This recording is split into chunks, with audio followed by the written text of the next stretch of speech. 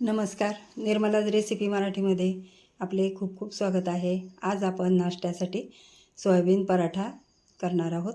त्याकरता मी इथे एक मोठी वाटी भरून सोयाबीन घेतले आहे. आपल्याला सोयाबीन सुरुवातीला भिजून घ्यायचं आहे. त्याकरता मी इथे एक तांब्याभर पाणी पातेल्यात उकळायला ठेवलं होतं. पाणी तापल्यानंतर आपण त्यात सोयाबीन टाकून 10 मिनिटासाठी भिजून घेणार आहोत. हे पहा, मी उकळत्या पाण्यात टाकले. आता आपण गॅस बंद करूया आणि झाकण ठेवून 10 मिनटं भिजून घेऊ. आता आपल्याला पराठा करण्यासाठी पीठ भिजवून घ्यायचं आहे. त्याकरता मी एक मोठी वाटी भरून गव्हाचं पीठ घेतलं. त्यात थोडंसं मीठ घातलेलं आहे.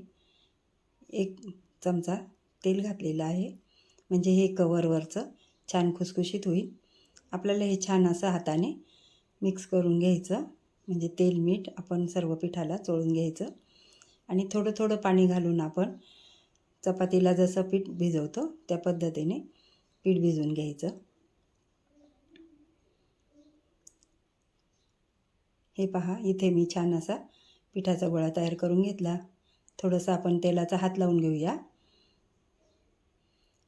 पुन्हा छान असं मळून घेऊ आणि एक 10 मिनटासाठी आपण भिजत ठेवूया. झाकून ठेवू आपण आता याला.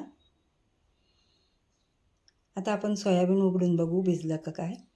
हे पहा, इथे छान असे टम्म फुगून आले सोयाबीन. आता यातलं वरचं पाणी काढून साधं पाणी घालून आपण स्वच्छ धुवून घेऊ आणि घट्ट पिळून आपण ते मिक्सरला लावून घ्यायचं आहे. म्हणजेच आपल्याला याचा चुरा करून घ्यायचा. खूप पेस्ट करायची नाही त्याची, फक्त आपल्याला जाडसर असा चुरा तयार करून घ्यायचा. त्यातलं पाणी घट्ट असं पिळून घ्यावं. आता हे मिक्सरला लावून घेऊ. हे पहा, या पद्धतीने आपण मिक्सरला फिरवून घेतलेलं आहे. आता आपल्याला त्याची भाजी तयार करायची. त्याकरता मी कढई तापायला ठेवली. त्यात आपण थोडंसं तेल घालायचं. या भाजीला जास्त तेल नाही घालायचं, थोडं घालायचं. तेल तापल्यानंतर अर्धा चमचा मी मोहरी घातली. मोहरी चांगल्या फुटल्यानंतर आपण अर्धा चमचा जिरं घालायचं. जिरं घातल्यानंतर मी इथे छोट्या आकाराचा एक कांदा बारीक चिरून घेतलेला आहे, तो तेलात टाकून घेऊ. हे छान असं आपण मिनिटभर परतून घेऊया.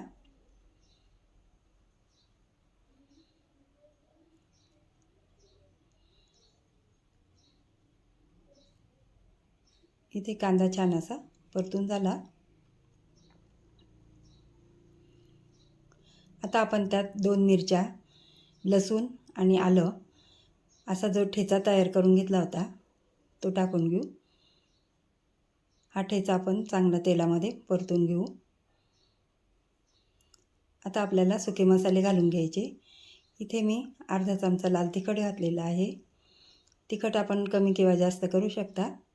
पाव चमचा हळद घातली. अर्धा चमचा आमचूर पावडर आहे.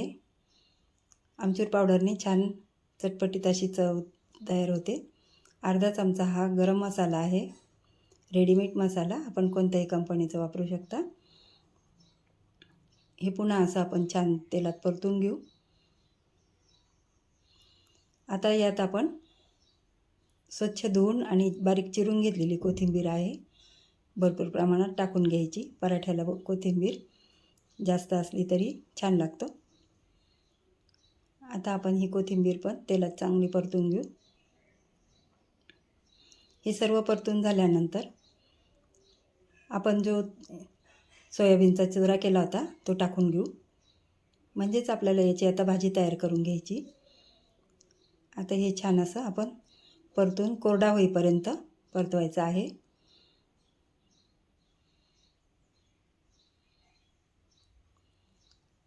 आता आपण चवीनुसार त्यात मीठ घालायचं आहे.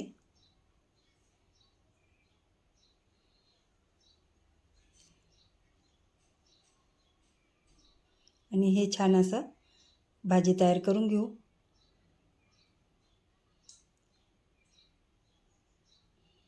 पूर्ण आपण त्यातलं पाणी सुकेपर्यंत परतून घ्यायची.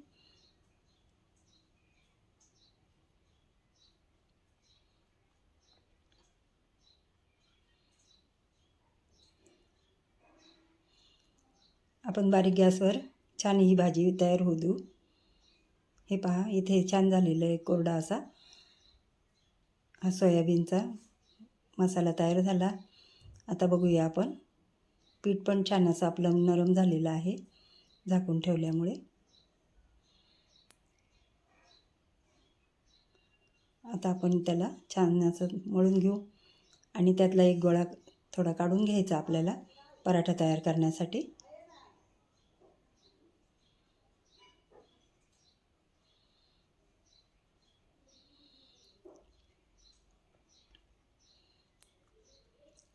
हे पहा, आता आपण याचा पराठा लाटणार आहोत.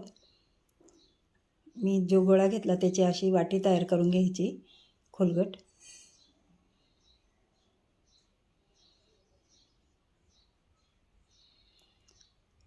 ही पूर्णासारखी आपण वाटी केलेली आहे. त्यात आपण जी भाजी केलेली आहे त्याचं ते सारण भरायचं. त्याचा असा मस्त उंडा तयार करायचा, पुरणपोळीला करतो त्या पद्धतीने.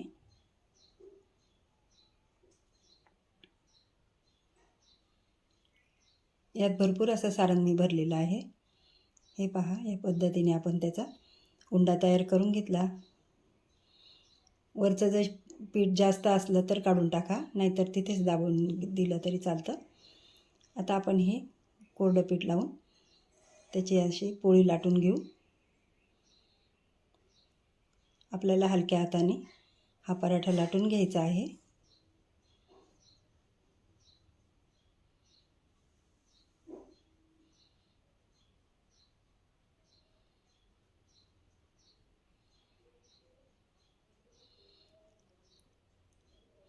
हे पहा, या पद्धतीने इथे हा पराठा लाटून झाला.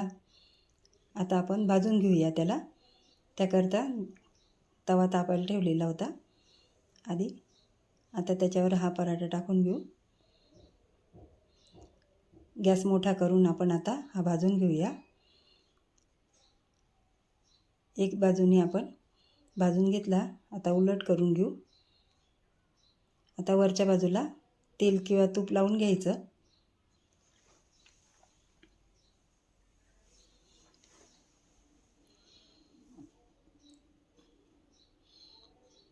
परत त्याला उलटून घ्यायचं. दुसऱ्या बाजूनी पण तेल किंवा तूप आपल्याला जे लावायचं आहे ते लावून घ्यायचं आणि छान असा हा दोन्ही बाजूनी उलटपालट करून आपण भाजून घ्यायचा आहे. पराठा फुगला पाहिजे असं काही नसतं, कारण त्याच्यात ते सारण भरलेलं आहे. वर फुटू शकतं ते, त्याच्यामुळे फुगण्यास थोडंसं. हे पहा, दोन्ही बाजूनी छान असा पराठा आपण हा भाजून घेतला.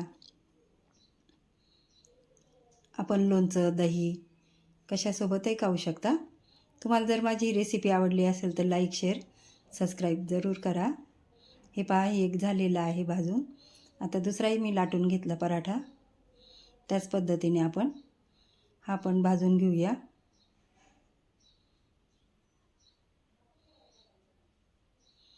हे पहा, मी इथे 4ही पराठे असे तयार करून घेतले.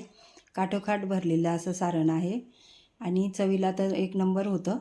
तुम्ही या पद्धतीने करून पहा. तुम्हाला जर माझी रेसिपी आवडली असेल तर लाईक, शेअर, सबस्क्राईब जरूर करा. भेटू आपण नवीन रेसिपीमध्ये.